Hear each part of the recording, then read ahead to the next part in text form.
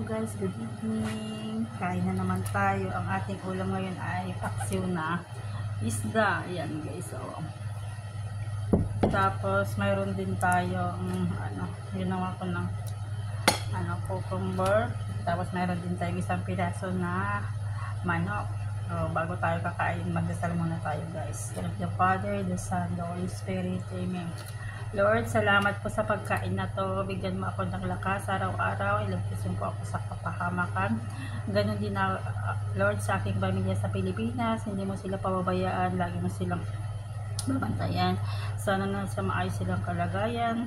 At ganon din sa mga kaibigan dito sa YT World. At sana, Lord, hindi mo ako pababayaan habang nag-work ako dito sa ibang bansa para maibigay ko ang pangangailangan ng aking pamilya sa Pilipinas. At sana bigyan mo rin ako ng lakas araw-araw. At salamat, Lord, sa pagkain ng ito. In Jesus' name, Amen. Kain na tayo. Yes.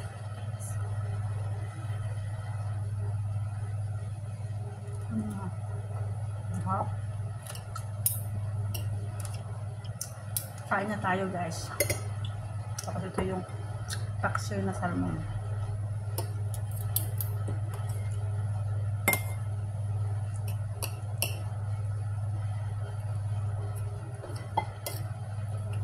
Samahan niyo ako kahit kain na rin kayo.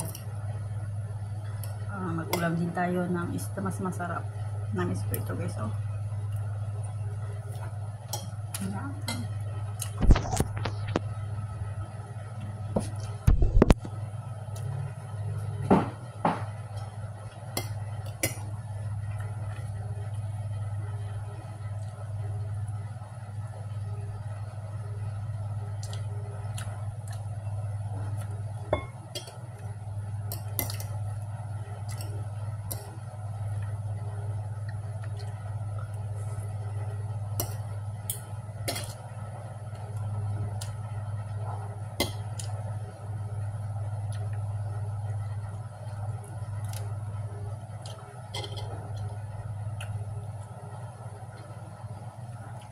Sarap ng isda guys. Ano to, yung may laman at saka yung yung ulo ng isda.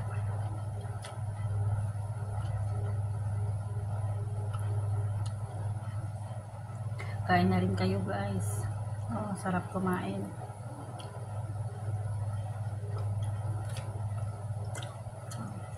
Para may lakas tayo na naman ngayon mag-work.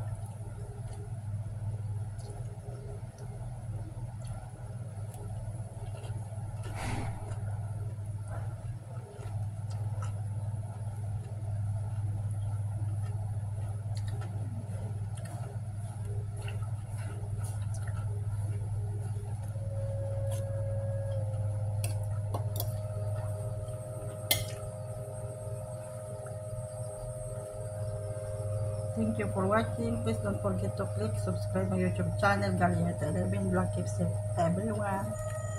Bye-bye.